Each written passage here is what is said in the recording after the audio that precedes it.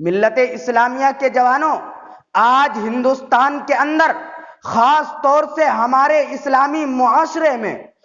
جہیز ایک ایسا ناسور بن گیا ہے جو ایٹمی ہتھیار سے زیادہ خطرناک اور مہلک ثابت ہوتا جا رہا ہے۔ اسی منحوس جہیز کی بنیاد پر ہندوستانی معاشرے میں روزمرہ اخبارات کی رونق زار بن کر یہ سرخیاں چھپتی ہے کہ فلاں شوہر نے مزید جہیز کا مطالبہ پورا نہ کرنے پر بیوی کو موت کے گھاٹ اتار دیا، کہ فلاں شخص نے اپنے جہیز میں اسکوٹر نہ ملنے پر اپنی بیوی کو موت کے گھاٹ اتار دیا۔ عجب ماجرا ہے حضرات، دیکھیے داماد مانگتا ہے خیرات۔ دیکھیے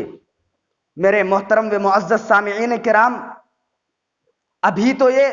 غیر قوموں ہی کے بارے میں نظر آتا تھا، مگر افسوس صد افسوس کہ رفتہ رفتہ ہمارے اسلامی معاشرے کے اندر بھی یہ وبا پھیل چکی ہے، اور آج اخبارات کے اندر جہیز کے لیے بھیٹ چڑھنے والی کہیں فاطمہ، کہیں رضیہ، کہیں شبنم و فرزانہ اسلامی شریعت کے نام لیواؤں سے کہہ رہی ہے کہ کاش ہماری اسلامی شریعت کتابوں اور وعظوں کے بجائے عمل میں آ جاتی۔ میرے محترم دوستو، عورت رب ذوالجلال کی جانب سے عطا کردہ وہ حسین تحفہ ہے کہ جس نے انسانی زندگی کو رونائی بخشی۔ اسی عورت کے دم سے نظاروں میں خوبصورتی پیدا ہوئی۔ اسی معصوم کلی نے حضرت آدم علیہ السلام کی زندگی سے خوف و وحشت کو دور کیا، مگر ان تمام باتوں کے باوجود ظلم و ستم کی تاریخ ان پر شاہد ہے کہ اس دار فانی میں جتنے مظالم برپا ہوئے ان میں زیادہ تر صنف نازک ہی پر کیے گئے۔ اس بے رحم سماج نے عورت کو جس نظر سے دیکھا ہے وہ نہایت ہی قابل مذمت ہے۔ تاریخ عالم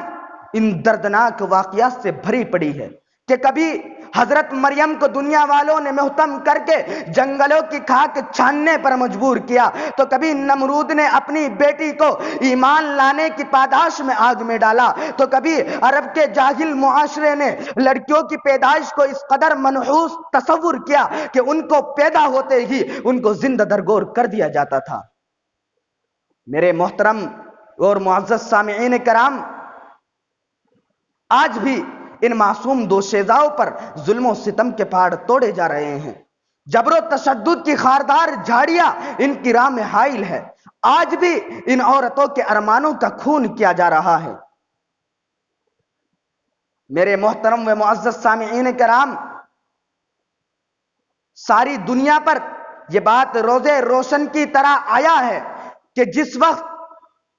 گھر میں لڑکی جوانی کی دہلیز پر قدم رکھتی ہے تو اسی وقت سے والدین کی نیندیں حرام ہو جاتی ہے۔ ایک طرف لڑکی کی اٹھتی ہوئی جوانی ہوتی ہے تو دوسری طرف جنسی بھیڑیاؤں کی اٹھتی ہوئی نگاہیں ہوتی ہے، تو تیسری طرف پڑوسیوں کی چیمی گوئیاں ہوتی ہے۔ والدین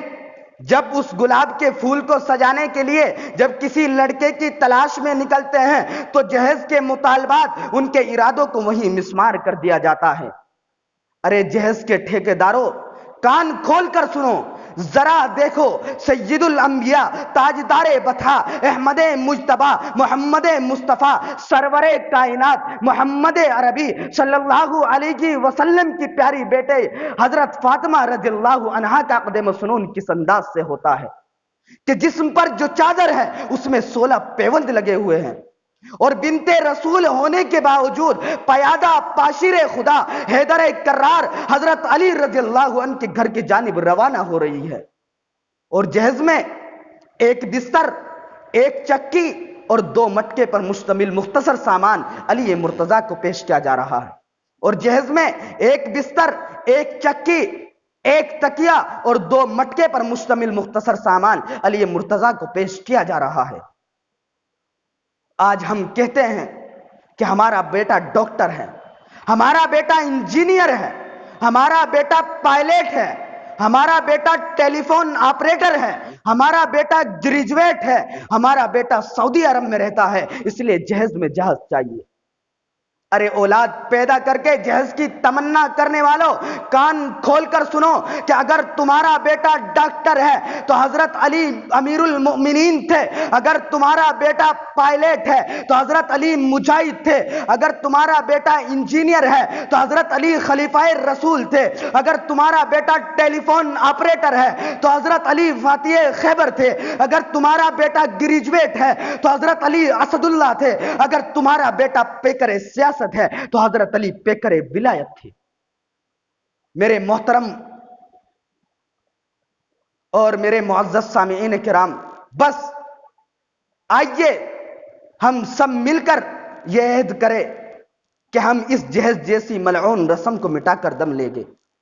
یہ سنگ گرا جو حائل ہے رستے سے ہٹا کر دم لیں گے، ہم پھول بھی